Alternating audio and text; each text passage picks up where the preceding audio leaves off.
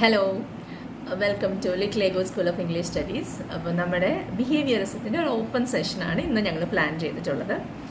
Y behaviourism? Because നമ്മുടെ H S A ഇംഗ്ലീഷിൻ്റെ Kerala PSC HSC ഇംഗ്ലീഷിൻ്റെ സിലബസിൽ നമ്മുടെ ELTൻ്റെ module which is module number module number 8, I think. Module number 8 teaching of English. അപ്പോൾ അതിനകത്ത് first one if you check it is schools, behaviourism, cognitivism and constructivism അങ്ങനെയാണ് തന്നിട്ടുള്ളത്. അപ്പോൾ അതിനകത്ത് നമുക്ക് ബിഹേവിയർസ് ആണ് നമ്മൾ ഇന്ന് ഡീൽ ചെയ്യുന്നത്. And again why this particular topic is important in exam point of view എന്ന് പറഞ്ഞാൽ ഇതേ സാധനം തന്നെ വീണ്ടും ഈ സിലബസിൽ റിപ്പീറ്റ് ചെയ്യുന്നുണ്ട്. If you have observe the syllabus little carefully, നിങ്ങൾക്ക് നമ്മുടെ പാർട്ട് എയിൽ module 3യിൽ somewhere in the middle, if you check, you can see psychological basis of teaching the subject, which is English. അതിനകത്ത് ഇംപ്ലിക്കേഷൻസ് ഓഫ് പിയാഷെ, Bruner, Gagne, Vygotsky, Ausubel and Gardner ഇത്രയുണ്ട്. അപ്പം ഈ psychological basis പഠിക്കുമ്പോൾ തന്നെ ഈ cognitivism, behaviourism അതെല്ലാം പഠിക്കാനുണ്ട്. അപ്പോൾ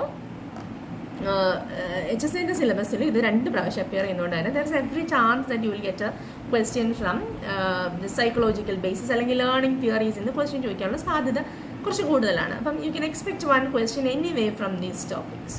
പിന്നെ അതുപോലെ തന്നെ നമ്മുടെ HSST-കാരുടെ കാര്യം പറയുകയാണെങ്കിൽ those are preparing for the Kerala PSC HSST examination, അവരുടെ കറണ്ട് സിലബസിൽ, അതായത് ഇപ്പോഴും റിവൈസ് ചെയ്തിട്ടുള്ള HSSTൻ്റെ സിലബസ് എന്ന് പറഞ്ഞ് PSCൻ്റെ വെബ്സൈറ്റിലുള്ള സാധനം നമ്മൾ നോക്കുകയാണെങ്കിൽ വി ക്യാൻ സീ ദറ്റ് അതിനകത്ത് ELT ഇല്ല. പക്ഷേ കൊളീജിയറ്റിൻ്റെ സിലബസ്, റിവൈസ് ചെയ്ത കൊളീജിയറ്റിൻ്റെ സിലബസിൽ യു ക്യാൻ സി ഒരു വലിയ പോർഷൻസ് തന്നെ ELTയുടെ അണ്ടറിൽ വരുന്നുണ്ട്. സോ ഒരു നല്ലൊരു ചാൻസ് ഉണ്ട് that the syllabus of HSST will also be revised. അത് ഈ റിവൈസ് ചെയ്ത കൊളീജിയറ്റിൻ്റെ സിലബസിനോട് വളരെയധികം അടുപ്പമുള്ളൊരു സാധനം തന്നെയായിരിക്കും. ബിക്കോസ് രണ്ടും പോസ്റ്റ് ഗ്രാജുവേഷൻ വേണ്ട എക്സാം ആയതുകൊണ്ട് തന്നെ, പോസ്റ്റ് ഗ്രാജുവേഷൻ ബേസിക് ക്വാളിഫിക്കേഷൻ ആയിട്ടുള്ള എക്സാം ആയതുകൊണ്ട് തന്നെ തീർച്ചയായിട്ടും HSSTൻ്റെ syllabus revise, ideally it should be revised. അപ്പം റിവൈസ് ചെയ്യുമ്പോൾ ഇപ്പോൾ കൊളീജിയറ്റിൻ്റെ ഇപ്പോഴത്തെ റിവൈസ്ഡ് സിലബസ് അതുപോലെ തന്നെ ആവുന്നതാണ് what we expect. We don't know എങ്ങനെ ആയിരിക്കും എന്ന് അറിയത്തില്ല PSCൻ്റെ കാര്യമായിട്ട്. അപ്പോൾ അതിനകത്ത് അവിടെയും ELTൻ്റെ പോർഷൻ വരുമ്പോൾ അവിടെയും if you check you can see behaviourism, cognitivism അതൊക്കെ കാണാൻ പറ്റും. അപ്പം ആ ബിഹേവിയറിസം ആണ് we are going to deal with today. So this is an open session. Hope you enjoy our classes. Happy learning. So നമുക്ക് നമ്മുടെ സ്ലൈഡ് നോക്കാം. Okay, so behaviourism എന്താണ്? ബിഹേവിയറിസം മെയിൻ ആയിട്ടുള്ള ബിഹേവിയറിസ്റ്റ് സൈക്കോളജിസ്റ്റുകൾ ആരൊക്കെയായിരുന്നു? അവർ ഓരോരുത്തരുടെയും എക്സ്പെരിമെന്റ്സ് എന്താണ്? അവർ ഓരോരുത്തരും പുട്ട് ചെയ്ത ഐഡിയാസ് എന്താണ്? What were their contributions? ഇങ്ങനത്തെ കാര്യങ്ങളൊക്കെയാണ് നമുക്ക് അണ്ടർ ബിഹേവിയറിസം പഠിക്കാനുള്ളത്. അതിനോടൊപ്പം തന്നെ ഇതിന്റെ എക്സാം പോയിന്റ് ഓഫ് വ്യൂ നമുക്ക് എങ്ങനെയായിരിക്കും ക്വസ്റ്റ്യൻസ് വരിക എന്ന് വെച്ചാൽ we expect that there will be lot of statement type questions. അപ്പോൾ അവർ ഇത്തരം ലേണിംഗ് തിയറീസിൽ നമുക്ക് ഈ സ്റ്റേറ്റ്മെന്റ് ടൈപ്പ് ക്വസ്റ്റ്യൻസ് മാറ്റി നിർത്തിയാൽ പോലും അവർക്ക് വളരെ ഫാക്ച്വൽ ആയിട്ടുള്ള ഡയറക്റ്റ് ക്വസ്റ്റ്യൻ ചോദിക്കാം. ഇന്ന തിയറി ആരുടെയാണ്, ഇന്നത് what is the name of the apparatus used by this particular psychologist, അങ്ങനത്തെ ക്വസ്റ്റ്യൻസ് ഒക്കെ ചോദിക്കാം. അല്ലെങ്കിൽ പുള്ളിയുടെ എക്സ്പെരിമെന്റിനകത്തുള്ള സ്റ്റിമുലസ് എന്തായിരുന്നു, റെസ്പോൺസ് എന്തായിരുന്നു, അയാൾ എന്ത് തിയറിയാണ് പുട്ട് ഫോർത്ത് ചെയ്തത്, ഇങ്ങനത്തെ ക്വസ്റ്റ്യൻസ് ഡെഫിനറ്റ് ആയിട്ടും ഉണ്ടാവും. പിന്നെ ഇനി they have given 15 minutes extra for you. അപ്പം അങ്ങനെ വരുമ്പോൾ there is a chance that you have to spend time reading something, finding out the answer. അപ്പം ആ രീതിയിൽ നമ്മൾ ആലോചിക്കുമ്പോൾ നിങ്ങൾക്ക് എങ്ങനെയായിരിക്കും ക്വസ്റ്റ്യൻ ചോദിക്കുക വെച്ചാൽ they will give you a situation, നിങ്ങളൊരു ക്ലാസ് റൂം സിറ്റുവേഷൻ തന്നിട്ട് ദ ടീച്ചർ ഒരു behaviourist way of teaching follow ചെയ്യുന്ന ടീച്ചർ ആണെങ്കിൽ what will the teacher do? ഇങ്ങനത്തെ ക്വസ്റ്റ്യൻസ് ചോദിക്കാം. സോ എങ്ങനെ ചോദിച്ചാലും things are going to be very simple. ഒട്ടും ഡിഫിക്കൽട്ട് ആവാൻ പോകുന്നില്ല. Because if you know the concept, if you know the ideas, if you are able to എന്താണ്, നിങ്ങൾക്ക് ഒരു പെട്ടെന്നൊരു ക്വസ്റ്റ്യൻ കാണുമ്പോൾ, കുറച്ച് ഓപ്ഷൻസ് കാണുമ്പോൾ വേഗം if things come on call, അത് തെറ്റാതെ നെഗറ്റീവ് ഒന്നും വരാതെ if you are able to answer, definitely you are going to get this. അപ്പം it's not going to be as difficult as you think. നിങ്ങൾക്ക് എപ്പോഴും ഒരു കോമ്പറ്റീറ്റീവ് എക്സാമിന് നമ്മൾ ഫേസ് ചെയ്യുമ്പോൾ ഓൾ ഓഫ് യു, നിങ്ങൾ എല്ലാവരും അല്ലെങ്കിൽ മോസ്റ്റ് ഓഫ് യു ഒരു ഭയങ്കര എന്തൊക്കെയോ ഡിഫിക്കൽട്ട് ആയിട്ടുള്ള സംഭവങ്ങളൊക്കെ ഉണ്ടാവും എന്ന് ധരിക്കാറുണ്ട്. Okay, but it's not like that. നിങ്ങൾ പഴയ HSSTയുടെ ക്വസ്റ്റ്യൻ എടുത്താലും HSCയുടെ ക്വസ്റ്റ്യൻ ഒക്കെ എടുത്താലും മോസ്റ്റ് ഓഫ് യു എക്സാം ഇപ്പോൾ വലുതായിട്ട് പ്രിപ്പയർ ചെയ്യാത്തവര് when you get out of your exam hall നിങ്ങൾക്ക് എല്ലാവർക്കും ഉണ്ടാകുന്ന ഒരു ഫീലിംഗ് ആണ്, ഓക്കെ ഞാൻ ഒരു പ്രാവശ്യമെങ്കിലും സിലബസ് ഒന്ന് കവർ ചെയ്തെങ്കിൽ I would have been able to answer all the questions correctly. കാരണം ഇതെല്ലാം എവിടേക്കോ കേട്ട് പരിചയമുള്ള കാര്യങ്ങളാണ്. ദെൻ അങ്ങനത്തെ ഒരു എന്താണ് ഒരു പശ്ചാത്താപം ഉണ്ടാവാറുണ്ട്. അപ്പോൾ so things are going to be very simple. The only thing is that you cover the entire syllabus. Make sure you remember everything that you study. അത്രേ ഉള്ളൂ സംഭവം. അതേപോലെ തന്നെ നെഗറ്റീവ് മാർക്ക് വരാതെ നോക്കുക. ഭയങ്കര ടെംപ്റ്റിംഗ് ആണ് നെഗറ്റീവ് മാർക്ക് എന്ന് പറയുന്നത്. അപ്പൊ അങ്ങനെ ഒന്നും വരാതെ നോക്കുക. ഇത്ര കാര്യങ്ങൾ മാത്രമാണ് ഇങ്ങനത്തെ എക്സാംസ് എഴുതുമ്പോൾ ശ്രദ്ധിക്കാനുള്ള. And come in the top 5. ഇത്ര മാത്രം ശ്രദ്ധിച്ചാൽ മതി. You definitely in the list. അപ്പൊ നമുക്ക് ബിഹേവിയർസ് നോക്കാം. അപ്പം ഓരോ തിയറീസും ഇപ്പൊ ഓരോ അപ്രോച്ചസ് ടുവേർഡ്സ് ലേണിംഗ് അല്ലെങ്കിൽ ടീച്ചിങ് നമ്മൾ നോക്കുമ്പോഴും ഓരോന്നും എന്താണത്, ബേസിക്കലി എന്താ ബിഹേവിയറിസം, എന്താണ് കോഗ്നിറ്റീവിസം, ഇങ്ങനെ ഒരു ഐഡിയ നമുക്ക് വേണം. അപ്പൊ നമുക്ക് ബിഹേവിയറിസം എന്താണെന്ന് പെട്ടെന്ന് നമ്മളോട് ആരെങ്കിലും ചോദിച്ചു കഴിഞ്ഞാൽ what will you tell? Behaviourism വേറെ ഒന്നുമില്ല, ഭയങ്കര സിമ്പിൾ ആണ്. നമുക്ക് will just go through this and see. It's a theory of learning which states all behaviours are learn through interaction with the environment through a process called conditioning. So thus behavior is simply a response to the environmental stimuli. Okay, അപ്പോൾ behaviourism പറഞ്ഞ എന്ത് learning ആണെങ്കിലും അതൊരു habit formation ആണ്. അതാണ് learning എന്ന് പറഞ്ഞാൽ it's a kind of habit formation. ഇനി എങ്ങനെയാണ് ഈ ഹാബിറ്റ്സ് ഫോം ചെയ്യുന്നത് എന്ന് വെച്ചാൽ it's through your interaction with the environment. അങ്ങനെ നമ്മൾ എൻവയോൺമെന്റുമായിട്ട് എൻവയോൺമെന്റിന്റെ എൻവയോൺമെന്റിൽ നമുക്ക് കിട്ടുന്ന സ്റ്റിമുലസുകളോടൊക്കെ നമ്മൾ റെസ്പോണ്ട് ചെയ്ത് നമ്മളുടെ ആ ഒരു പർട്ടിക്കുലർ ബിഹേവിയറിനെ കണ്ടീഷൻ ചെയ്താണ് നമുക്ക് ലേണിംഗ് ഹാപ്പൻ ആവുന്നതെന്നാണ് നമ്മുടെ ബിഹേവിയർ സൈക്കോളജിസ്റ്റ് പറയുന്നത്. ഓക്കെ, സോ ബിഹേവിയർ എന്ന് പറഞ്ഞാൽ അൾട്ടിമേറ്റ്ലി ബിഹേവിയർ എന്ന് പറഞ്ഞാൽ it's simply a response to എൻവയോൺമെന്റൽ സ്റ്റിമുലൈ. ഓക്കെ, അപ്പൊ അതാണ് ഒരു ക്രക്സ് ഓഫ് ബിഹേവിയർസ് എന്താണെന്ന് ചോദിച്ചാൽ അത്രേ ഉള്ളൂ. എല്ലാ തരം ലേണിങ്ങും നമ്മുടെ ഒരു ബിഹേവിയർ ഫോർമേഷൻ ആണ്, അല്ലെങ്കിൽ ഒരു ഹാബിറ്റ് ഫോർമേഷൻ ആണ്. അതാണ് ഇൻ സിമ്പിൾ ടേംസ് ബിഹേവിയർസ് എന്ന് പറഞ്ഞാൽ. ഇനി സ്ലൈഡ് മാറിപ്പോയി. Okay, so it's only concern with observable stimulus response behaviours. അപ്പൊ ഈ ബിഹേവിയർസ് സൈക്കോളജിസ്റ്റുകൾക്ക് എല്ലാവർക്കും നിർബന്ധം ഉണ്ടായിരുന്ന ഒരു കാര്യമാണ് നമുക്ക് സയന്റിഫിക്കലി മെഷർ ചെയ്യാൻ പറ്റുന്ന ഒബ്സർവബിൾ ആയിട്ടുള്ള കാര്യങ്ങളെ മാത്രമേ അവർ സ്റ്റഡി ചെയ്യുന്നുള്ളൂ. അത് മാത്രമാണ് നമുക്ക് വാലിഡ് ആയിട്ട് നോക്കാൻ പറ്റുന്നതെന്നാണ് ഇവരെല്ലാവരും പറഞ്ഞത്. അപ്പൊ അതുകൊണ്ട് തന്നെ ഇവര് നമ്മുടെ കോഗ്നിറ്റീവ് പ്രോസസ്സിനോ അല്ലെങ്കിൽ നമ്മുടെ ഇമോഷൻസിനോ ഫീലിങ്സിനോ ഒന്നും അതിനൊന്നും കൺസിഡർ ചെയ്തിട്ടില്ല. അപ്പൊ അതാണ് സംഭവം. പക്ഷെ അവര് പിന്നീടുള്ള നമ്മുടെ ആദ്യത്തെ വാട്സൺ അല്ല, പിന്നീടുള്ള സ്കിന്നറും അവരൊക്കെ they admit that there are cognitive process ഉണ്ട്, തിങ്കിങ് ഹാപ്പൻ ചെയ്യുന്നുണ്ട്. അല്ല തിങ്കിങ്ങേ ഇല്ല എന്നല്ല അവർ പറഞ്ഞു. ഇങ്ങനത്തെ സംഭവങ്ങളെല്ലാം ഉണ്ട്, ഫീലിങ്സ് ഉണ്ട്, ഇമോഷൻ ഉണ്ട്, ഇതെല്ലാം ലേണിങ്ങിനെ അഫക്ട് ചെയ്യുന്നുണ്ട്. പക്ഷേ since we cannot measure that, അതുകൊണ്ട് തന്നെ അവരത് കൺസിഡർ ചെയ്യുന്നില്ല എന്ന് അവർ ആദ്യമേ പറഞ്ഞു വെച്ചു. ഇനി ജെ.ബി. വാട്സന്റെ ഈ ഒരു വർക്ക് ഇതാണ് ശരിക്കും പറഞ്ഞാൽ ബിഹേവിയറിസ്റ്റ് സ്കൂളിന്റെ ഒരു മാനിഫെസ്റ്റോ എന്നൊക്കെ പറയാൻ പറ്റുന്ന ഒരു സാധനമാണ്. Psychology as the behaviourist use it in 1913. അപ്പൊ ഈ വർക്ക് എന്തായാലും ഓർത്ത് വെക്കണം, because it's a seminal work. J B. വാട്സന്റെ psychology as the behaviourist use it. Okay, ഇനി ബിഹേവിയറിസ്റ്റിന്റെ കുറച്ച് ടെനറ്റ്സ് ആണ്. അപ്പൊ ഇതും നമ്മളിത് പഠിക്കുമ്പോൾ എന്തായാലും നമ്മൾ എക്സാമിന് വേണ്ടിയാണല്ലോ, നോട്ട് എവ്രി വൺ, പക്ഷേ ഈ എക്സാമിന് പ്രിപ്പയർ ചെയ്യുന്നവര് at this point of time ഇത് പഠിക്കുന്നതിന്റെ reason is because you want to score good for the exam, അതാണല്ലോ. അപ്പൊ അതുകൊണ്ട് തന്നെ നമ്മളിത് പഠിക്കുമ്പോൾ will see this through the eyes of the question setter as well. ഇതൊന്നും നിങ്ങൾക്ക് എങ്ങനെയായിരിക്കും ക്വസ്റ്റ്യൻ ചോദിക്കാന്ന് വെച്ചാൽ, ഇപ്പൊ ഇങ്ങനെ കുറെ ട്രേറ്റ്സ് ഉണ്ടല്ലോ, അവർ കുറെ ഓപ്ഷൻസ് തന്നെ ഇതിൽ ആസ്ക് യു. ഓക്കെ, ഇതിനകത്ത് ബിഹേവിയറിസ്റ്റ് സ്കൂളിന്റെ ഇതല്ലാത്തത് ഏതാണ്, ആ രീതിയിലുള്ള ക്വസ്റ്റ്യൻസ് വരാം. അപ്പം if you know what the concept of behaviorism is, നിങ്ങൾക്ക് അതെല്ലാം ഈസി ആയിട്ട് ആൻസർ ചെയ്യാൻ പറ്റും കേട്ടോ. കാര്യം ELT, അതേപോലെ തന്നെ മെത്തഡോളജി, പിന്നെ ലിംഗ്വിസ്റ്റിക്സ്, ഇതിനകത്തൊന്നും അങ്ങനെ വേറെ പുതിയ ആസ്പെക്റ്റോ അല്ലെ നമ്മൾ കേട്ടിട്ടില്ലാത്ത സാധനം ഒന്നും വരാനില്ല. ഒക്കെ അറിയാവുന്ന, നമുക്ക് ആ കോൺസെപ്റ്റ് അറിയാവുന്നുണ്ടെങ്കിൽ ആൻസർ ചെയ്യാൻ പറ്റുന്ന സംഭവങ്ങളാണ്. അപ്പൊ അതൊന്നും ഒരിക്കലും you should never miss those marks. Okay, ഇനി നമുക്ക് ട്രേറ്റ്സ് എന്താന്ന് നോക്കാം. All behaviour is learn from the environment. നമ്മുടെ എല്ലാ സ്വഭാവവും നമ്മൾ എൻവയോൺമെന്റിൽ നിന്നാണ് നമ്മൾ ലേൺ ചെയ്യുന്നത്. എൻവയോൺമെന്റിലുള്ള സ്റ്റിമുലസിനോട് നമ്മൾ റെസ്പോണ്ട് ചെയ്ത് അത്തരത്തിലാണ് നമുക്ക് എല്ലാ സ്വഭാവങ്ങളും ഫോം ചെയ്യുന്നത്. So they emphasize the role of environmental factors in influencing behavior to the near exclusion of innate or inherited factors. Okay, അപ്പൊ ഞാൻ നേരത്തെ പറഞ്ഞതുപോലെ ഇവരൊക്കെ ഈ ബിഹേവിയറിസ്റ്റ് സൈക്കോളജിസ്റ്റുകളൊക്കെ ഈ നമ്മുടെ കോഗ്നിറ്റീവ് പ്രോസസ്സുകൾ, അതായത് തിങ്കിങ്, നമ്മുടെ ഫീലിങ്സ്, ഇമോഷൻസ്, ഇതിനെ ശരിക്കും പറഞ്ഞാൽ അവർ ഓൾമോസ്റ്റ് അവോയ്ഡ് ചെയ്തിട്ടുണ്ട്.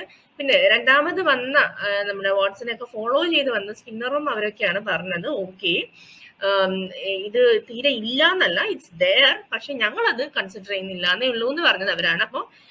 അപ്പൊ ഇവര് മോസ്റ്റ്ലി ഫോക്കസ് ചെയ്തത്, they emphasized on the role of environmental factors. പുറമേയുള്ള എക്സ്റ്റേണൽ ഫാക്ടേഴ്സിനാണ് ഇവർ ഫോക്കസ് ചെയ്തത്. And we learn new behaviour through classical conditioning or operant conditioning. അതാണ് ഇവരുടെ ഒരു തിയറി എന്ന് പറഞ്ഞാൽ, നമ്മുടെ എല്ലാ പുതിയ ബിഹേവിയേഴ്സും it's because of the conditioning that takes place. It can either be classical conditioning, otherwise it can be operant conditioning. അതൊക്കെ നമുക്ക് അങ്ങോട്ട് എന്താണ് ക്ലാസിക്കൽ കണ്ടീഷനിങ്, എന്താണ് ഓപ്പറന്റ് കണ്ടീഷനിങ്, ഈ സംഭവമൊക്കെ നമ്മളിപ്പോൾ പറയും. സോ നമ്മൾ ജനിക്കുമ്പം ദർ ഇസ് നത്തിങ്, നമ്മളൊരു ബ്ലാങ്ക് സ്ലേറ്റ് ആയിട്ടാണ് ജനിക്കുന്നത്. വി ആർ ബോൺ ആസ്, നമ്മുടെ മൈൻഡ് എന്ന് പറഞ്ഞാൽ ഇറ്റ്സ് എ ടാബുലാ രസ. അപ്പൊ അങ്ങനെയാണ് ജനിക്കുക. അല്ലാതെ നേരത്തെ കുറെ ഫീഡ് ചെയ്ത് വെച്ചിരിക്കുന്ന സാധനം ഒന്നും നമ്മുടെ ബ്രെയിനിലില്ല. എല്ലാം നമുക്ക് എൻവയോൺമെന്റുമായിട്ടുള്ള ഇന്ററാക്ഷൻ എന്ന് ഫോം ചെയ്യുന്ന കാര്യങ്ങളാണ്. Okay, now they were primarily concerned with observable behavior as opposed to internal events like thinking and emotion. നമ്മളിപ്പോ പറഞ്ഞ പോയിന്റ് ആണ്. And they often accept the existence of cognitions and emotions, but they prefer not to study them as only observable behavior can be objectively and scientifically measured. ഇതാണ് precisely what I told you now.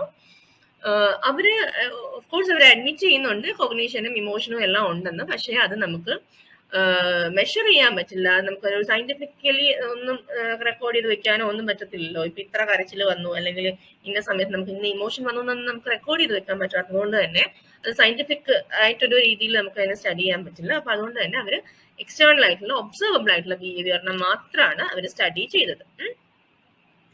Now, there's little difference between the learning that takes place in humans and that in other animals. ഇത് അവരുടെ വേറൊരു point ആണ്. അതായത് അവർ പറയുന്നത് ഈ learning എന്ന് പറയുന്നത് മനുഷ്യനിലാണെങ്കിലും എലിയിലാണെങ്കിലും പൂച്ചയിലാണെങ്കിലും പ്രാവിലാണെങ്കിലും ഒക്കെ ഒരേപോലെയാണ് ഈ ഹാബിറ്റ് ഫോർമേഷൻ ഉണ്ടാകുന്നത്. അതുകൊണ്ട് തന്നെ ഈ നമ്മൾ ആ എക്സ്പെരിമെന്റ്സിന് അല്ലെങ്കിൽ ഇവരുടെ ഒരു അപ്പാരറ്റസ് ഉണ്ടല്ലോ, ഇപ്പം സ്കിന്നേഴ്സ് ബോക്സ്, അതിനകത്ത് എലിയാണ് അവർ യൂസ് ചെയ്യുന്നത്. അപ്പം ഹ്യൂമന്റെ മൈൻഡിൽ എങ്ങനെയാണ് ലേണിംഗ് ഹാപ്പൻ ചെയ്യുന്നതെന്ന് അറിയാൻ വേണ്ടി we can also use animals for the study. അപ്പൊ അതുകൊണ്ട് അതിനകത്ത് പ്രശ്നമൊന്നും ഇല്ല എന്നാണ് അവർ പറയുന്നത്. So we can conduct research on animals as well as humans. Now, behavior is the result of stimulus response. നമ്മൾ ആദ്യമേ പറഞ്ഞ കാര്യം തന്നെയാണ്. അതാണ് ഞാൻ പറഞ്ഞത്, ഇത് കോൺസെപ്റ്റ്സ് ഒക്കെ ഭയങ്കര സിമ്പിൾ ആണ്. only thing is ഒരേ കാര്യം തന്നെ പല രീതിയിൽ കറക്കിയും മറിച്ചും പറഞ്ഞാലും ഒക്കെ we should be able to understand that okay ഇതെല്ലാം ഒരേ കാര്യം തന്നെ ആണെന്നുള്ളത്. സോ അപ്പം നമ്മുടെ ബിഹേവിയർ എന്ന് പറഞ്ഞാൽ ഒരു സ്റ്റിമുലസ് റെസ്പോൺസിന്റെ റിസൾട്ട് ആണ്. ഒരു സ്റ്റിമുലസിനോട് നമ്മൾ എങ്ങനെ റെസ്പോണ്ട് ചെയ്യുന്നു എന്നുള്ള ആ സാധനമാണ്. So to predict the given stimulus, what reaction will take place, or given the reaction, state what the situation or stimulus is that has caused the reaction. അപ്പൊ വാട്സൺ പറഞ്ഞാണ് നമുക്ക് ഈ ഒരു രീതിയിൽ വി കൻ ഓൾവേസ് പ്രെഡിക്റ്റ് എന്താണ് ഒരു stimulus തന്നു കഴിഞ്ഞാൽ ഇതിന്റെ റെസ്പോൺസ് എന്തായിരിക്കും. അതേപോലെ തന്നെ റെസ്പോൺസ് കണ്ടു കഴിഞ്ഞാൽ ഇത് എന്തായിരുന്നു അതിന്റെ സ്റ്റിമുലസ് എന്നുള്ള സംഭവം നമുക്ക് ഇത് ചെയ്തെടുക്കാൻ പറ്റും എന്നാണ് വാട്സൺ പറഞ്ഞത്. ഓക്കെ, ഇനി നെക്സ്റ്റ് വൺ. ഇനി ലാംഗ്വേജ് ലേണിംഗിൽ എങ്ങനെയാണ് ബിഹേവിയർസ് നമ്മൾ അപ്ലൈ ചെയ്യാൻ പറ്റുന്നതാണ്. സെയിം ആണ്, ലാംഗ്വേജും it's learn through habit formation. Behaviourist അങ്ങനെയാണ് ബിലീവ് ചെയ്തത്. വാട്സൺ ഇൻ 1913 ആണ്. പിന്നീട് വന്ന ആളുടെ സപ്പോർട്ടേഴ്സ് എന്ന് പറഞ്ഞാൽ സ്കിന്നർ, പാവ്ലോ, തോണ്ടൈക്ക് എല്ലാവരും ഉണ്ട്. So, learning a language is a set of mechanical habits which are formed through a process of imitation and repetition. അറിയാവുന്ന കാര്യമാണ്. നമ്മൾ ഭാഷ പഠിക്കുന്നതും ഇതുപോലെയാണ്, നേരത്തെ പറഞ്ഞതുപോലെ തന്നെ ആണ്. അതായത് നമ്മൾ ഒരു സൗണ്ട് കേട്ടിട്ട് അതിനെ ഇമിറ്റേറ്റ് ചെയ്ത് പിന്നെ അതിനെ വീണ്ടും റിപ്പീറ്റ് ചെയ്തൊക്കെയാണ് നമ്മൾ ഭാഷയും പഠിക്കുന്നത്. So, humans learn a language through repeating the same form and text until it becomes a habit. അങ്ങനെയല്ലേ കുട്ടികളൊക്കെ, നമ്മൾ ചെറിയ കുഞ്ഞുങ്ങളെ നോക്കിയാൽ അവര് മേ എന്നൊക്കെ പറഞ്ഞിട്ടാണ് പിന്നെ അമ്മ എന്നതാവുന്നത്. പിന്നെ അങ്ങനെ ആ ഒരു പെർട്ടിക്കുലർ നമ്മൾ എന്തെങ്കിലും കേൾക്കുന്ന അല്ലെങ്കിൽ ഒരു സൗണ്ടിനെ നമ്മൾ ഇമിറ്റേറ്റ് ചെയ്ത് പിന്നെ അത് കോൺസ്റ്റന്റ് ആയിട്ട് പ്രാക്ടീസ് ചെയ്ത് അത് നമ്മുടെ ഹാബിറ്റായി. അങ്ങനെയാണ് നമ്മുടെ ലാംഗ്വേജ് സിസ്റ്റം ഫോം ചെയ്യുന്നതെന്നാണ് ബിഹേവിയറിസ്റ്റിന്റെ ഒരു theory. So, children imitate the sounds and patterns which they hear around. Learners would repeat words they heard and try to use it in their conversation until it became a regular basis in life. നമ്മളിപ്പോൾ പറഞ്ഞ കാര്യമാണ്. And L2 should be learned through extensive drill and practice. അപ്പം നമ്മളൊരു പുതിയ ഭാഷ പഠിക്കുമ്പോൾ, second language പഠിക്കുമ്പോൾ നമ്മളത് ഒരുപാട് ഡ്രില്ലിലൂടെയും പ്രാക്ടീസിലൂടെയും ഒക്കെയാണ് നമ്മൾ പഠിക്കുക. ഓക്കെ, അപ്പൊ അതാണ് ലാംഗ്വേജിനെ സംബന്ധിച്ചിടത്തോളം ബിഹേവിയറിസ്റ്റുകളുടെ ഒരു ലാംഗ്വേജ് ലേണിംഗിനെ സംബന്ധിച്ചിടത്തോളം അവരുടെ ഒരു അഭിപ്രായം. ഇനി ബിഹേവിയറിസ്റ്റുകളുടെ കുറച്ച് കാഴ്ചപ്പാടുകളാണ് ഞാൻ ഇവിടെ ഇൻക്ലൂഡ് ചെയ്തിട്ടുള്ളത്. Some of their perspectives. Languages learn only through use and practice. അപ്പം കാരണം ഒരു ഹാബിറ്റ് ഫോർമേഷൻ ആണല്ലോ പഠനം എന്ന് പറഞ്ഞ learning is a habit formation ബിഹേവിയറിസ്റ്റുകളെ സംബന്ധിച്ചിടത്തോളം. അപ്പോൾ അതുകൊണ്ട് തന്നെ ലാംഗ്വേജും it's a kind of habit formation. അപ്പോൾ അത് നമ്മൾ കണ്ടിന്യൂസ് ആയിട്ടുള്ള എക്സ്റ്റെൻസീവ് ആയിട്ടുള്ള ഡ്രില്ലിലൂടെയും യൂസ് പ്രാക്ടീസിലൂടെയൊക്കെയാണ് നമ്മൾ ഭാഷ പഠിക്കുന്നത്. So the more the learner is expose to the use of language the better the chances of learning it. അപ്പോൾ നമ്മൾ എത്ര കൂടുതൽ ഒരു ഭാഷയുമായിട്ട് നമ്മൾ ഭാഷ ഉപയോഗിക്കുന്നു, നമ്മൾ എത്ര കൂടുതൽ അതൊട്ട് എക്സ്പോസ്ഡ് ആണ്, the more the chance of learning the same language. Okay, the production of language depends on the situation which makes its use necessary. അപ്പൊ നമ്മൾ ഏതൊരു ഭാഷയും നമ്മൾ പറയില്ലേ, ഇപ്പൊ ഇംഗ്ലീഷ് ഒട്ടും സംസാരിക്കാൻ അറിയാത്ത ഒരാളും പുറത്ത് ഇംഗ്ലീഷ് മാത്രം സംസാരിക്കുന്ന രാജ്യങ്ങളിൽ പോയാലും ദേ learn the language very easily. കാരണം അവിടെ ഇത് പറയാതെ നമുക്ക് ജീവിക്കാൻ പറ്റില്ലല്ലോ. അപ്പോൾ നമ്മൾ ആ ഭാഷ ഉപയോഗിക്കുന്നത് നമുക്ക് അതിനൊരു ആവശ്യം വരുമ്പോഴാണ് we tend to use that language. Yes, so language cannot be taught diverse from the situation. അപ്പോൾ ഇതുകൊണ്ടാണ് നമ്മൾ ക്ലാസ് റൂംസിൽ ആ സിറ്റുവേഷൻസ് വളരെ ഇമ്പോർട്ടൻ്റ് ആയിട്ട് വരുന്നത്. നമ്മൾ ആ ഒരു പർട്ടിക്കുലർ നമ്മൾ ഏത് ലാംഗ്വേജിന്റെ ഏത് എലമെന്റ് ആണോ പഠിപ്പിക്കാൻ ഉദ്ദേശിക്കുന്നത് ആ എലമെന്റ് പഠിപ്പിക്കാൻ വേണ്ട അല്ലെങ്കിൽ അത് കുട്ടികൾക്ക് ഉപയോഗിക്കാൻ വേണ്ട രീതിയിലുള്ള situations as teachers we have to create in the classroom. അപ്പോൾ നമുക്ക് ഒരിക്കലും അങ്ങനെ ഒരു സിറ്റുവേഷൻ അല്ലെങ്കിൽ ഒരു കോണ്ടെക്സ്റ്റ് ക്രിയേറ്റ് ചെയ്യാൻ നമുക്ക് ഒരിക്കലും ഭാഷ പഠിപ്പിക്കാൻ കഴിയില്ല. The teacher has to introduce each new pattern of language in a meaningful situation. Okay, ഇനി producing the correct linguistic response to a stimulus requires effort. So if the learner is not called upon to make this effort, there is no learning. Okay, അപ്പോൾ നമ്മൾ class റൂമിൽ ഇതേപോലെ situation create ചെയ്ത് നമ്മളെ കുട്ടികൾക്ക് ഒരു stimulus കൊടുത്ത് അവര് നമ്മൾ ഡിസയർ ചെയ്യുന്ന റെസ്പോൺസ് എലിസിറ്റ് ചെയ്യുമ്പോഴാണ് ശരിക്കും പറഞ്ഞാൽ ഭാഷാ പഠനം സാധ്യമാകുന്നത്. That's how the learning of language takes place. Okay, പക്ഷേ this requires some effort from the part of the learner. ആള് എഫേർട്ട് ഇട്ട് അയാൾ ആ റെസ്പോണ്ട് ചെയ്യാൻ വേണ്ടി റെഡി അല്ല എന്നുണ്ടെങ്കിൽ നമ്മൾ എന്തൊക്കെ സർക്കസ് ക്ലാസ്സിൽ കാണിച്ചാലും they not going to learn it. ഇത് നമ്മുടെ തോണ്ടേക്കിന്റെ തിയറിയാണ് കേട്ടോ, law of readiness എന്ന് പറയുന്നത്. So we'll come to it, don't worry. അപ്പോൾ so if the learner is not called upon to make this effort, there is no learning. So producing the correct response also requires attention. അപ്പം അതുപോലെ തന്നെ ആ readiness പോലെ തന്നെ പ്രധാനമാണ് attention എന്ന് പറയുന്നത്. നമ്മൾ ഒരു കുട്ടി നമുക്ക് വേണ്ട ഡിസൈറബിൾ ആയ റെസ്പോൺസ് തരണം എന്നുണ്ടെങ്കിൽ കുട്ടിയുടെ അറ്റൻഷൻ അവിടെ വേണം. So attention is bound to slacken after time. So prolonged practice is less useful than spaced practice. അപ്പോൾ എപ്പോഴും കുട്ടിയുടെ ശ്രദ്ധ അവിടെ ഉണ്ടെങ്കിലാണ് ആ സ്റ്റിമുലസ് ശ്രദ്ധിച്ചാൽ മാത്രമല്ലേ കുട്ടിക്ക് റെസ്പോണ്ട് ചെയ്യാൻ പറ്റുള്ളൂ, നമ്മൾ വേണ്ട രീതിയിലുള്ള റെസ്പോൺസ് തരാൻ പറ്റുള്ളൂ.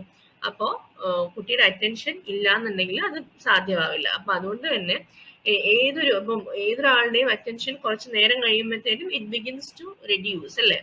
അപ്പോൾ അതുകൊണ്ട് തന്നെ നമ്മൾ ഒരുപാട് നേരം പ്രാക്ടീസ് ചെയ്യുന്നതിനേക്കാൾ എപ്പോഴും നല്ലത് നമ്മളൊരു സ്പേസ് ഇന്റർവൽസ് കൊടുത്ത് ഗ്യാപ്പ് കൊടുത്തിട്ട് ക്ലാസ്സിൽ നമ്മൾ ഇങ്ങനെ ലേണിംഗ് സാധ്യമാക്കുന്നതാണ് എപ്പോഴും നല്ലത്. ഓക്കെ, ഇനി അടുത്ത പോയിന്റ് നോക്കാലോ. The spoken language comes earlier than the written form. നമുക്ക് എല്ലാവർക്കും അറിയുന്നതാണ്. ആദ്യം സ്പീച്ച് ആണ്, ആദ്യം ലിസ്ണിംഗ് ആണ്. നമ്മുടെ എന്താണ് writing comes only after speech. അപ്പൊ ആദ്യം സ്പീക്കിംഗ്, ആദ്യം ഒരു കുട്ടിയെ സംബന്ധിച്ചാണെങ്കിൽ ആദ്യം കുട്ടി ലിസൺ ചെയ്യുന്നു, എന്നിട്ട് പിന്നെ അത് ഇമിറ്റേറ്റ് ചെയ്യുന്നു, അപ്പം സ്പീച്ച് വരുന്നു, അതെല്ലാം കഴിഞ്ഞിട്ടാണ് റൈറ്റിംഗ് വരുന്നത്. ഓക്കെ, ഇനി the receptive experience of language is necessary before any productive use can begin. അതാണ്. അപ്പൊ നമ്മൾ എപ്പോഴും ആദ്യം ഇതിനെ പാസീവായിട്ട് നമ്മൾ റിസീവ് ചെയ്യണം നമ്മൾ ഈ ലാംഗ്വേജിന്. അതിനുശേഷം മാത്രമാണ് ഒരു പ്രൊഡക്ഷൻ തുടങ്ങുന്നത്, അതിനുശേഷം മാത്രമാണ്. ഇനി learning takes place faster if the correct response to a stimulus is immediately confirmed. The learner must know at once if the effort made is right or wrong. അപ്പൊ അതാണ് നമ്മൾ എപ്പോഴും ഇമ്മീഡിയറ്റ് ആയിട്ട് നമ്മൾ അവർക്ക് ഫീഡ്ബാക്ക് കൊടുക്കണം. നമ്മൾ BEdന്റെ ട്രെയിനിങ് സെഷൻസിനൊക്കെ പോകുമ്പോൾ നമ്മൾ എപ്പോഴും നമ്മൾ ശ്രദ്ധിക്കുന്ന ഒരു കാര്യമാണ്, നമ്മുടെ ക്ലാസ് റൂമിൽ ഒരു കുട്ടി ഒരു കറക്റ്റ് റെസ്പോൺസ് തന്നാൽ നമ്മൾ ഇമ്മീഡിയറ്റ് ആയിട്ട് കുട്ടിക്ക് റിവാർഡ് കൊടുക്കണം. എന്നാൽ മാത്രമാണ് ആ ഒരു പർട്ടിക്കുലർ സാധനം റീഇൻഫോഴ്സ്ഡ് ആവത്തുള്ളൂ. അപ്പൊ നമ്മൾ ആ കുട്ടി തരുന്ന ഒരു സാധനത്തിന് കറക്റ്റ് ആയിട്ടുള്ള റെസ്പോൺസ് കൊടുത്താൽ മാത്രമാണ് കുട്ടിക്ക് ആ ഒരു ഹാബിറ്റ് റീഇൻഫോഴ്സ്ഡ് ആവുള്ളൂ. അപ്പൊ കുട്ടി അറിയണം that the effort what ever response he made അത് ശരിയാണോ തെറ്റാണോ എന്ന് അറിയണം. അപ്പൊ അത് നമ്മളുടെ ഭാഗത്തുനിന്ന് ഉണ്ടാവണം. ആ കുട്ടിയെ അത് അറിയിക്കുക എന്നുള്ളത് നമ്മുടെ ജോലിയാണ്. Whether what he told is correct or wrong, അത് റീഇൻഫോഴ്സ് ചെയ്യണോ അതോ അത് വേണ്ടാത്ത തെറ്റായ ഒരു ഇതായിരുന്നോ എന്നൊക്കെയുള്ളത് നമ്മൾ പറഞ്ഞു കൊടുക്കണം. Learning is faster if the learner is placed in a situation where she or he can produce only the correct response. Each incorrect response builds up a faulty behavior pattern which interferes with the process of conditioning. അപ്പം എപ്പോഴും പഠനം കുറച്ച് സ്പീഡിൽ നടക്കുക എന്ന് പറയുന്നത് the child should not have much chance to make incorrect responses. എപ്പോഴും കുട്ടി തരുന്ന റെസ്പോൺസ് ശരിയാകാൻ ഏറ്റവും കൂടുതൽ സാധ്യത നമ്മൾ ക്ലാസ്സിൽ ക്രിയേറ്റ് ചെയ്ത് കൊടുക്കണം. കാരണം കുട്ടി ഒരു നെഗറ്റീവ് റെസ്പോൺസ് ഓരോ തവണ മേക്ക് ചെയ്യുമ്പോഴും എന്താണ് പറ്റുന്നത്, അത് ശരിക്കും നമ്മളെ ആ ഒരു ലേണിംഗ് പ്രോസസ്സിനെ ഹിൻഡർ ചെയ്യും. നമ്മുടെ കണ്ടീഷനിങ് പ്രോസസ്, ലേണിംഗ് എന്ന് പറയുന്നത് is A kind of conditioning എന്നാണല്ലോ ബിഹേവിയറിസ്റ്റ് പറയുന്നത്. അപ്പോൾ നമ്മുടെ ആ ഒരു ലേണിംഗ് പ്രോസസ്സിനെ അത് ഹിൻഡർ ചെയ്യും. അപ്പൊ അതുകൊണ്ടാണ് നമ്മൾ എപ്പോഴും ക്ലാസ് റൂമിനകത്ത് കറക്റ്റ് റെസ്പോൺസ് കുട്ടിക്ക് തരാൻ പറ്റുന്ന ഏറ്റവും കൂടുതൽ സാധ്യത നമ്മൾ ക്ലാസ്സിൽ ക്രിയേറ്റ് ചെയ്യണം. Okay, every new item learned must be reinforced by further practice before further learning begins. അപ്പോൾ നമ്മൾ ഓരോ തവണ പഠിക്കുന്ന പുതിയ സാധനങ്ങളും we should practice it more and more so that it becomes a part of our habit. നമ്മൾ ആ ഒരു പുതിയ സാധനം നന്നായിട്ട് റീഇൻഫോഴ്സ് ചെയ്തിട്ട് വേണം നമ്മൾ പുതിയ ഇൻഫർമേഷനിലേക്ക് കടക്കാൻ. ഓക്കെ, ഇനി രണ്ട് തരം ബിഹേവിയേഴ്സ് ആണുള്ളത്. ഒന്ന് മെത്തഡോളജിക്കൽ ബിഹേവിയറിസോ, ഒന്ന് റാഡിക്കൽ ബിഹേവിയറിസോ. ഒന്നുമില്ല, ഭയങ്കര സിമ്പിൾ ആണ്. ഞാൻ കുറെ ഫോട്ടോ കൊടുത്തിട്ടുണ്ടെന്നേ ഉള്ളൂ. The thing is very simple.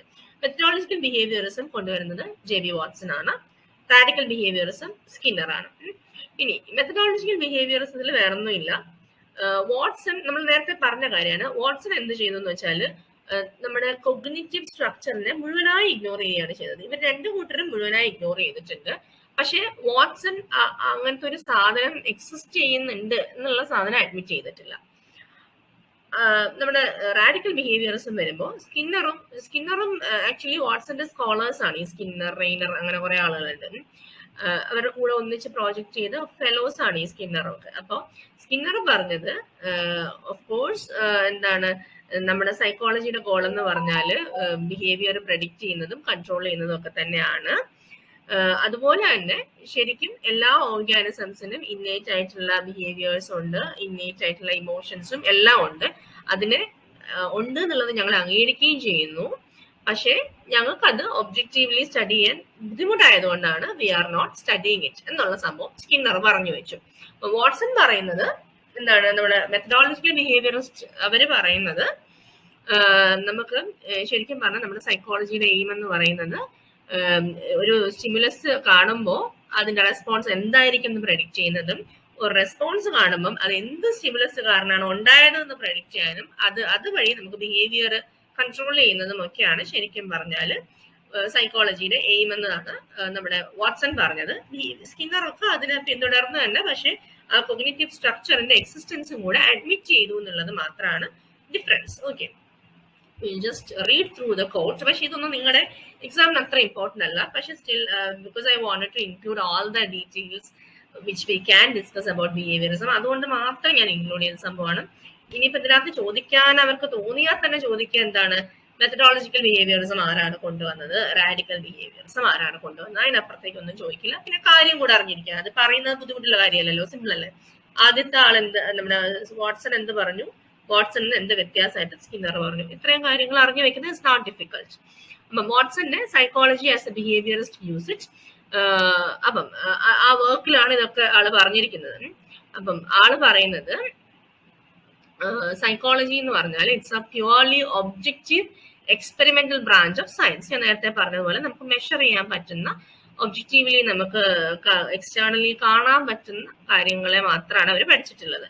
So its theoretical goal is the prediction and control of behavior. ഇപ്പൊ നമ്മൾ പറഞ്ഞ കാര്യം, അതായത് ഒരു സ്റ്റിമുലസ് കണ്ടാൽ റെസ്പോൺസ് എന്താണെന്ന് പറയാൻ പറ്റണം, റെസ്പോൺസ് കണ്ടാൽ എന്തായിരുന്നു സ്റ്റിമുലസ് എന്ന് നമുക്ക് പറയാൻ പറ്റണം.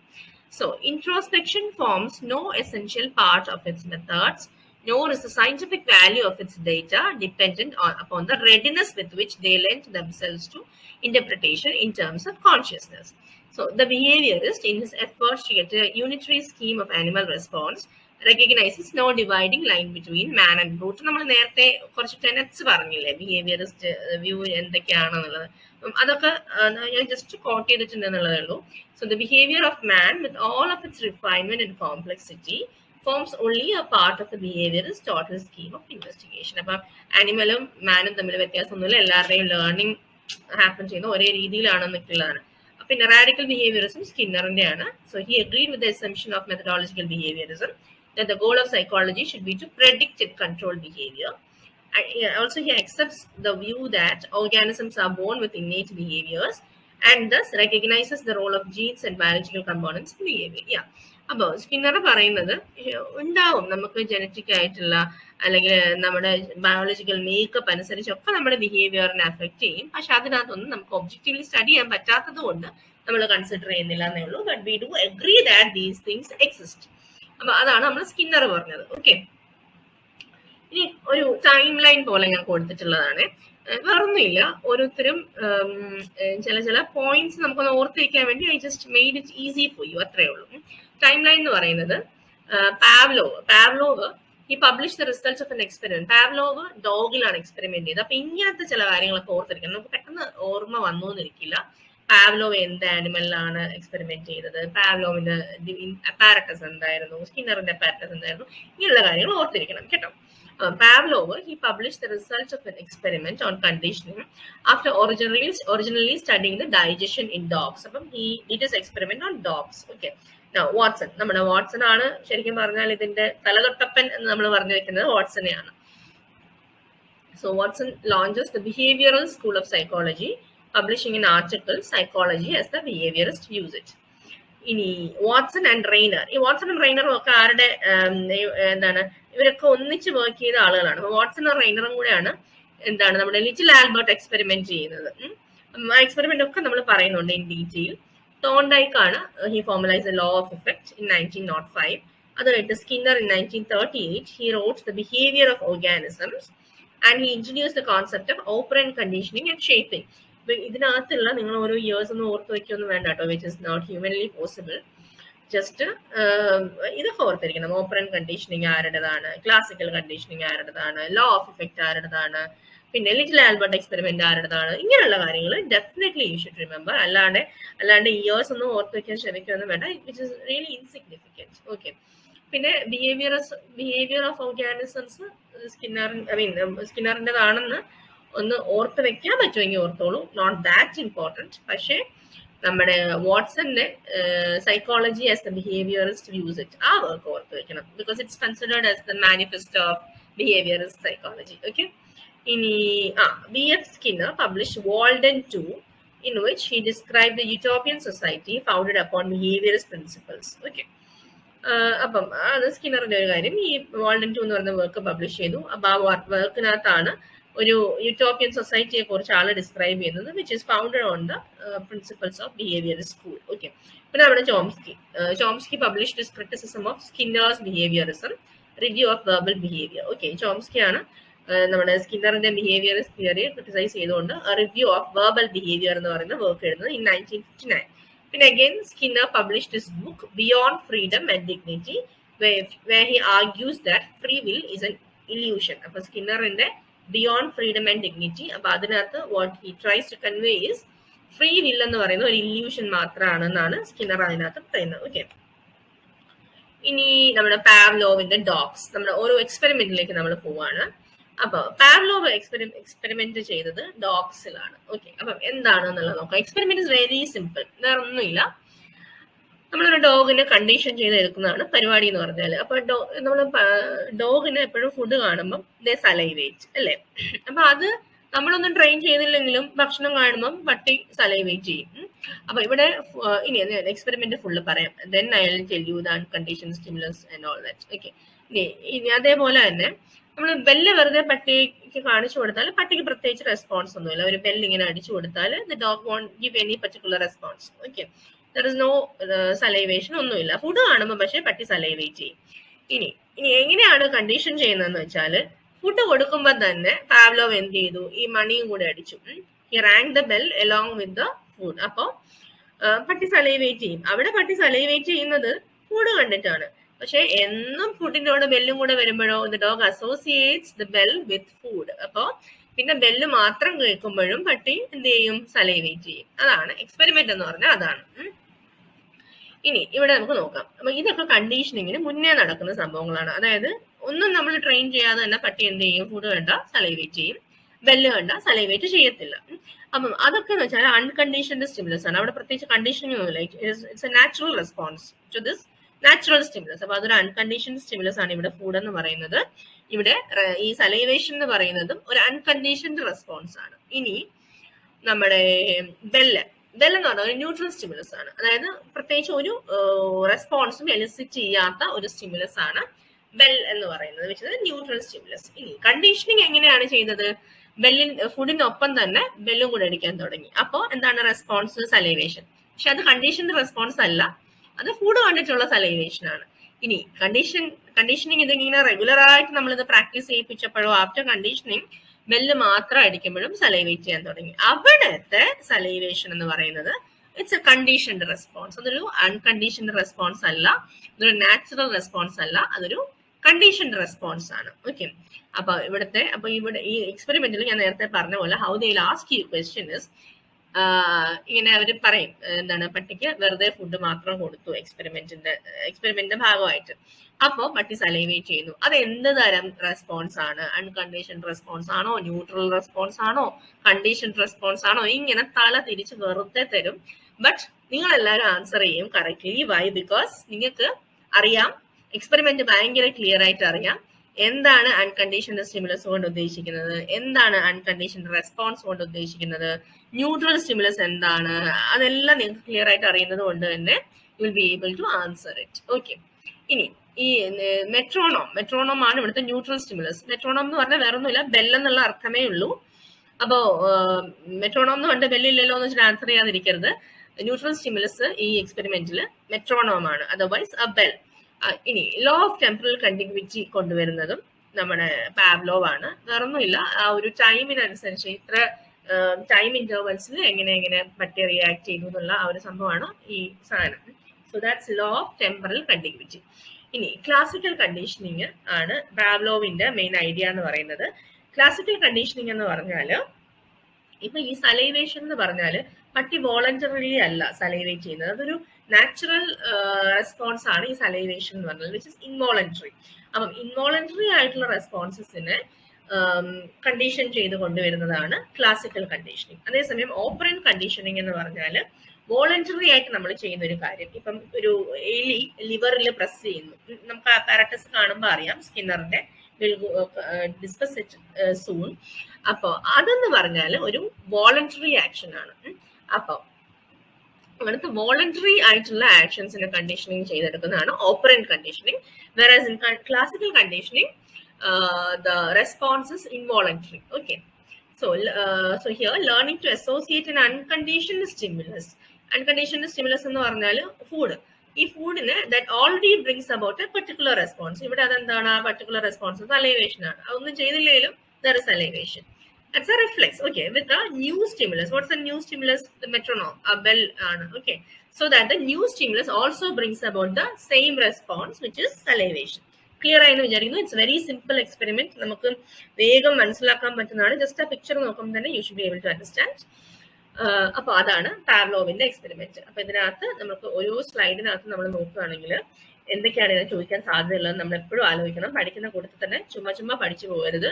Always think in the point of the exam, I mean question set, എങ്ങനെയൊക്കെ ക്വസ്റ്റ്യൻ ചോദിക്കാം എന്നുള്ളത് ആലോചിച്ചു കഴിഞ്ഞാൽ you will easily be able to memorize this. അതേപോലെ തന്നെ നിങ്ങൾക്ക് കുറച്ചുകൂടി ഇത് റീറ്റെയിൻ ചെയ്യാനും പറ്റും. ആ രീതിയിൽ കാര്യങ്ങൾ പഠിക്കുന്നത് കൊണ്ട് തന്നെ നന്നായിട്ട് ആൻസർ ചെയ്യാനും പറ്റും. ഓക്കെ. ഇനി അടുത്ത എക്സ്പെരിമെന്റ് എന്ന് പറഞ്ഞാൽ ലിറ്റിൽ ആൽബർട്ട് എക്സ്പെരിമെന്റ് ആണ്. എന്താണ് ലിറ്റിൽ ആൽബർട്ട് എക്സ്പെരിമെന്റ്? ഭയങ്കര സിമ്പിൾ ആണ്. വാട്സന്റെയും റെയ്നറിന്റെയും എക്സ്പെരിമെന്റ് ആണ് ലിറ്റിൽ ആൽബർട്ട് എക്സ്പെരിമെന്റ്. പക്ഷെ ഒരുപാട് ക്രിറ്റിസിസംസ് ഏറ്റുവാങ്ങിയ ഒരു എക്സ്പെരിമെന്റ് ആണ് ലിറ്റിൽ ആൽബർട്ട് എക്സ്പെരിമെന്റ്. ഒരു 9 month ഓൾഡ് ഇൻഫന്റ്, ഒരു ബോയ് ആൽബർട്ട്. ഈ ആൽബർട്ടിന്റെ പുറത്ത് ചെയ്ത എക്സ്പെരിമെന്റ് ആണ് ലിറ്റിൽ ആൽബർട്ട് എക്സ്പെരിമെന്റ്സ്. ഓക്കെ. എന്തുകൊണ്ട് ക്രിറ്റിസിസം എന്ന് വെച്ചാൽ 9 മാസമുള്ള കുട്ടിയുടെ കയ്യിൽ നിന്ന് ഒരിക്കലും ഇവർക്ക് കൺസെന്റ് ഒന്നും വാങ്ങിച്ചിട്ടല്ല ഇവര് എക്സ്പെരിമെന്റ് ചെയ്യുന്നത്. മാത്രമല്ല ആ കുട്ടിയിൽ ഒരുപാട് ഫോബിയാസും ഫിയേഴ്സും ഒക്കെ ക്രിയേറ്റ് ചെയ്തു. Through this experiment. അപ്പം നമ്മൾ പഠിക്കുമ്പോൾ ഒരിക്കലും ആനിമൽസിനെയൊക്കെ നമ്മൾ ടേക്കൺ ഫോർ ഗ്രാൻഡഡ് ആയിട്ട് എടുക്കുന്നുണ്ടെങ്കിലും it comes to a human being നമ്മളത് ഒരു എത്തിക്കൽ അല്ല എന്നുള്ളതാണ് റേപ്പ്. Okay, so that's why this particular experiment had to face a lot of criticisms. So this particular experiment was conducted on a 9-month-old infant. ഇനി experiment എന്താന്ന് simple ആയിട്ട് പറഞ്ഞുതരാം. ഈ കുട്ടിക്ക് എലിയെ കാണുമ്പോൾ പേടിയൊന്നുമില്ല, ഒരു റെസ്പോൺസും ഇല്ല. ഒരു വെളുത്ത എലി, വൈറ്റ് റാറ്റ്. അതേസമയം പക്ഷേ ഈ കുഞ്ഞിന് ഒരു മെറ്റൽ സർഫസിൽ ഈ ഹാമർ ഇട്ടിട്ട് ഇങ്ങനെ ബാങ് ചെയ്യുമ്പോൾ ആ സൗണ്ട് കുട്ടിക്ക് ഭയങ്കര പേടിയാണ്. അപ്പൊ ആ ശബ്ദം കേൾക്കുമ്പോൾ, ദിസ് ബാങ്ങിങ് സൗണ്ട് കേൾക്കുമ്പോൾ ദ ചൈൽഡ് പേടിച്ച് കരയും, ഫിയർഫുള്ളി ക്രൈ ചെയ്യും. ഇനി അപ്പൊ എങ്ങനെയാണ് കണ്ടീഷൻ ചെയ്തത് വാട്സണും റെയ്നറും എന്ന് വെച്ചാല്, ഈ ഹാമറിനോടൊപ്പം തന്നെ they presented this rat also. Okay, അപ്പൊ കുട്ടി കരയുന്നത് ഇസ് ബിക്കോസ് ഈ ഹാമറിന്റെ ഈ ബാങ്ങിങ് സൗണ്ട് കേട്ടിട്ടാണ്. പിന്നെ അങ്ങനെ പ്രാക്ടീസ് ചെയ്ത് കണ്ടീഷൻ ചെയ്ത് ഈ എലിയെ മാത്രം കണ്ടാലും നമ്മളെ പാവം ലിറ്റിൽ ആൽബർട്ട് കരയാൻ തുടങ്ങി. സോ അവിടെ അത് കണ്ടീഷൻഡ് ആയി, എലിയെ കാണുമ്പോഴും ആ ഒരു ഫിയർ ആയി. സോ അതാണ് ലിറ്റിൽ ആൽബർട്ട് എക്സ്പെരിമെന്റ് എന്ന് പറഞ്ഞാല്. അപ്പൊ ഇവിടെ നമ്മൾ ഓർക്കണം, ആദ്യം വൈറ്റ് റാറ്റിനെ കാണിക്കുമ്പോൾ കുഞ്ഞിന് റെസ്പോൺസ് ഒന്നും ഇല്ല. ആ ഒരു സിറ്റുവേഷനിൽ എലി എന്ന് പറയുന്നത് ഒരു ന്യൂട്രൽ സ്റ്റിമുലസ് ആണ്, കാരണം ദർ ഇസ് നോ റെസ്പോൺസ്. ഇനി നമ്മുടെ ബാങ്ങിങ് സൗണ്ട് ഉണ്ടാക്കുമ്പോൾ, ദാറ്റ് ലൗഡ് നോയ്സ് ഉണ്ടാക്കുമ്പോൾ നാച്ചുറലി കുട്ടി പേടിച്ച് കരയുന്നുണ്ട്. അപ്പൊ അവിടെ ആ ലൗഡ് നോയ്സ് അൺകണ്ടീഷണൽ സ്റ്റിമുലസ് ആണ്. ആ അൺകണ്ടീഷണൽ സ്റ്റിമുലസിനോടുള്ള കുട്ടിയുടെ പേടിച്ചുള്ള കരച്ചിൽ എന്ന് പറയുന്നത്, ഫിയർഫുൾ ക്രൈ എന്ന് പറയുന്നത് ഇസ് എൻ അൺകണ്ടീഷണൽ റെസ്പോൺസ്. ഇനി ഇത് രണ്ടും കൂടെ ഒന്നിച്ചു കൊടുക്കുമ്പോൾ, ഈ ന്യൂട്രൽ സ്റ്റിമുലസിനെയും ഈ അൺകണ്ടീഷണൽ സ്റ്റിമുലസിനെയും കൂടെ ഒന്നിച്ചു കൊടുത്തിട്ട് ഈ അൺകണ്ടീഷണൽ റെസ്പോൺസ് നമുക്ക് ഇവിടെ കിട്ടുന്നുണ്ട്.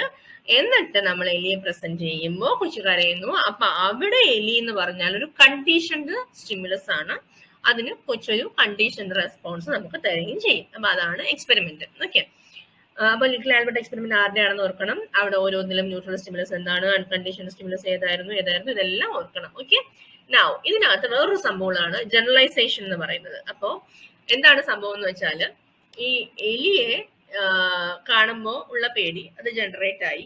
പക്ഷേ അതേപോലെ തന്നെ എലിന്റെ സ്കിന്നിന്റെ ടെക്സ്ചറുള്ള അല്ലെങ്കിൽ വൈറ്റ് കളറുള്ള ഫറി ആയിട്ടുള്ള സാധനമൊക്കെ കാണുമ്പോൾ, എന്ത് സാധനം കണ്ടാലും കുഞ്ഞു കരയാൻ തുടങ്ങി, കുഞ്ഞിന് പേടിയായി. അതായത് ഇപ്പോ ഒരു family dog which is white in colour and furry, ഡോഗിനെ കണ്ടാൽ കരയും. ഒരു ഫർ കോട്ട് കണ്ടാൽ അത് കരയും. അതേപോലെ ഒരു വൂളൻ വൈറ്റ് കോട്ടൺ വൂള് കണ്ടാൽ കുഞ്ഞു കരയും. അതേപോലെ നീ ഒരു ക്രിസ്മസ് മാസ്ക് കണ്ടാലും കുഞ്ഞിന് പേടിയായി. അപ്പൊ അതെന്ന് വെച്ചാൽ ജനറലൈസേഷൻ ആണ്. ചൈൽഡ് ജനറലൈസസ് ദ ക്യാരക്ടർ, അല്ലെങ്കിൽ ജനറലൈസസ് ദ പർട്ടിക്കുലർ റെസ്പോൺസ്. ഓക്കെ, എന്ത് കണ്ടാലും കുട്ടി പേടിച്ച് കരയാൻ തുടങ്ങി. അതാണ് ജനറലൈസേഷൻ എന്ന് പറയുന്നത്. സോ ഇവിടെ നമുക്ക് ഈ ക്ലാസിക്കൽ കണ്ടീഷനിങ് എന്ന് പറയുന്നത്, അതായത് ഇൻവോളണ്ടറി ആയിട്ടുള്ള ഈ കരച്ചിൽ എന്ന് പറയുന്നത് ഇൻവോളണ്ടറി ആണല്ലോ. അപ്പൊ അത്തരം ക്ലാസിക്കൽ കണ്ടീഷനിങ്, ഇൻവോളണ്ടറി റെസ്പോൺസസിനെ കണ്ടീഷൻ ചെയ്യുന്നത് it can be use to create these kind of phobias. Okay, അപ്പൊ അതുകൊണ്ട് തന്നെ ഈ കുഞ്ഞിന്റെ കൺസെന്റ് ഇല്ലാതെ ചെയ്തതുകൊണ്ട് തന്നെ ഇതിന് ഒരുപാട് ക്രിറ്റിസിസംസ് ഏറ്റുവാങ്ങിയിട്ടുണ്ട്. ആൻഡ് ദ പാരന്റ്സ് കുറച്ച് നാൾ കഴിഞ്ഞപ്പോഴേക്കും, കുറച്ചൊന്നും എക്സ്പെരിമെന്റ് ഒക്കെ അങ്ങോട്ട് ആയപ്പോഴേക്കും they took away the child. അങ്ങനെ കുറെ സ്റ്റോറീസ് ഒക്കെ ഉണ്ട്. You Google it, you can read those interesting stories. ഇനിയാണ് നമ്മളെ തോണ്ടൈക്കിന്റെ കുറച്ച് ലോസ് ഓഫ് ലേണിംഗ് ഉണ്ട്. നമുക്ക് എല്ലാവർക്കും അറിയുന്ന കുറെ കാര്യങ്ങളാണ്, പക്ഷെ തോണ്ടൈക്ക് അത് നമ്പർ ഇട്ട് ലോസ് ഒക്കെ ആക്കി അങ്ങനെ ഒരാളായി മാറി. ഓക്കെ, സോ തോണ്ടൈക്കിന്റെ ഫസ്റ്റ് ലോ എന്ന് പറയുന്നത് ഇറ്റ്സ് ലോ ഓഫ് റെഡിനെസ്. ഒന്നുമില്ല, അത്യാവശ്യം ഇംഗ്ലീഷ് അറിയുന്ന ആളുകൾക്ക് എല്ലാവർക്കും എന്താണെന്നുള്ളത് മനസ്സിലാവും. ലോ ഓഫ് റെഡിനെസ് എന്ന് പറഞ്ഞാൽ, കുട്ടി പഠിക്കാൻ റെഡി അല്ല എന്നുണ്ടെങ്കിൽ കുട്ടിക്ക് പഠിക്കാൻ പറ്റില്ല എന്നുള്ളത് മാത്രമാണ് ആ ലോ എന്ന് പറയുന്നത്. This law says that a learner can learn only if he or she is ready to learn. അപ്പൊ ഒരു കൊച്ചിനെ നമ്മൾ പഠിക്കാൻ വിളിച്ചിരുത്തിയിട്ട് കുട്ടി പഠിക്കാൻ റെഡി അല്ല എന്നുണ്ടെങ്കിൽ ടീച്ചർ ഇനി ഇവിടെ നൃത്തം ചെയ്താലും പാട്ട് പാടിയാലും സർക്കസ് കാണിച്ചാലും ഒന്നും the child is not going to give you the desired response because he is not ready to learn. അപ്പൊ എപ്പോഴും learning will happen only if the child is ready to learn. So if the teacher tries to teach the learner when he or she is not ready to learn, the student will feel annoyed. അതുപോലെ തന്നെ if the child is ready to learn അല്ലെങ്കിൽ ready to do some activity, നമ്മൾ ആ കൊച്ചിനെ restrain ചെയ്ത് വെക്കുവാണെങ്കിൽ the child will also feel annoyed. അതും നടക്കും. അതായത് റെഡിനെസ് ടു ലേൺ ഉള്ളപ്പോ ലേണിംഗ് ഹാപ്പൻ ആവുന്നില്ലെങ്കിലും അനോയൻസ് ഫീൽ ചെയ്യും. അതുപോലെ തന്നെ റെഡി അല്ല എന്നുണ്ടെങ്കിൽ ലേണിംഗ് ഹാപ്പൻ ആവത്തും ഇല്ല. ഓക്കെ, ഇനി ലോ ഓഫ് എക്സസൈസ്, അതും സിമ്പിൾ ആണ്. ലോ ഓഫ് എക്സസൈസ് എന്ന് പറഞ്ഞാൽ നമ്മൾ എത്ര കൂടുതൽ പ്രാക്ടീസ് ചെയ്യുന്നോ അത്ര വേഗത്തിൽ നമുക്ക് പഠിക്കാൻ പറ്റും, അത്ര നല്ലോണം പഠിക്കാൻ പറ്റും എന്നുള്ളതാണ് law of exercise in simple terms. Okay, this is a very simple law but very important. It talks about the importance of practice in learning. നമ്മുടെ ലാംഗ്വേജ് ലേണിംഗിലൊക്കെ ലോ ഓഫ് എക്സസൈസിന് വളരെ പ്രാധാന്യമുണ്ട്. Because the more we practice, the more we get exposed, the more we get chance to use the language, the more we learn, more fastly we learn the language, and also more thoroughly we learn the language. Okay, so it says how much we will be able to learn depends on the amount of practice that we get. അതിനകത്ത് തന്നെയാണ് law of യൂസും law of ഡിസ്യൂസും വരുന്നത്. വേറൊന്നുമില്ല, നമ്മൾ കൂടുതൽ ഒരു കാര്യം use ചെയ്തുകൊണ്ടേ ഇരിക്കുന്നതോറും ആ ബിഹേവിയർ കൂടുതൽ റീഇൻഫോഴ്സ്ഡ് ആവും. നമ്മൾ എത്രത്തോളം ആ സംഭവം ഉപയോഗിക്കാതിരിക്കുന്നു അപ്പൊ അത്രത്തോളം നമ്മൾ ശരിക്കും പറഞ്ഞാൽ മറന്നുപോകും. അതാണ് ലോ ഓഫ് ഡിസ്യൂസ് എന്ന് പറഞ്ഞാൽ. ലോ ഓഫ് യൂസും ലോ ഓഫ് ഡിസ്യൂസും ഇത് രണ്ടും തോണ്ടൈക്കിന്റെ ആണ്. ഇനി law of effect. Law of ഇഫക്റ്റിനെ ബേസ് ചെയ്ത് വേറെ കുറെ ആളുകൾ കുറെ സംഭവങ്ങളൊക്കെ ചെയ്തിട്ടുണ്ട്. നമ്മുടെ ഓപ്പറന്റ് കണ്ടീഷനിങ് ഒക്കെ ലോ ഓഫ് ഇഫക്റ്റിനെ ബേസ് ചെയ്തിട്ടാണ് ചെയ്തിരിക്കുന്നത്. Will come to it now. Okay, law of effect എന്ന് പറഞ്ഞാൽ this the most famous law of behaviourism. It says that the result or effect of an action increases or decreases the possibility of the occurrence of the behavior in future. അതായത് നമ്മൾ റിവാർഡിന്റെ കാര്യം പറഞ്ഞില്ലേ, class റൂമിൽ ഒരു കുട്ടി നമ്മൾ പോസിറ്റീവായ ഒരു റെസ്പോൺസ്, അതായത് നമ്മൾ ഡിസയർ ചെയ്യുന്ന ഒരു റെസ്പോൺസ് കുട്ടി പറയുമ്പോൾ നമ്മൾ ഇമ്മീഡിയറ്റ്ലി എന്തെങ്കിലും റിവാർഡ് ചെയ്ത് കുട്ടിയിൽ ആ ബിഹേവിയർ റീഇൻഫോഴ്സ് ചെയ്യണം. അത് മാത്രമാണ് ഈ സംഭവം. എന്താ, നമ്മൾക്ക് നമ്മളൊരു ആക്ഷൻ ചെയ്യുമ്പോൾ അതിന്റെ കോൺസിക്വൻസ് അനുസരിച്ചിരിക്കും ആ ആക്ഷൻ റീഇൻഫോഴ്സ്ഡ് ആവുമോ അതോ ആ ആക്ഷൻ വീണ്ടും ചെയ്യാനുള്ള പ്രോബബിലിറ്റി കുറയുമോ എന്നുള്ളത് അതിന്റെ കോൺസിക്വൻസിന് അനുസരിച്ചിരിക്കും എന്നാണ് ലോ ഓഫ് ഇഫക്റ്റ് പറയുന്നത്. So if the consequences are desirable, the learner would like to repeat the work. അല്ലെങ്കിൽ ലേണർ ആ സംഭവം റിപ്പീറ്റ് ചെയ്യത്തില്ല. അത്രയേ ഉള്ളൂ. ഇനി തോണ്ടേക്കിന്റെ ലോ ഓഫ് ഇഫക്റ്റിന്റെ ഒരു സ്ലൈഡ് ഉണ്ട്. Just read it. സെയിം സംഭവം തന്നെയാണ്, ജസ്റ്റ് ചുമ്മാ ഒന്ന് വായിച്ചു പോവാം.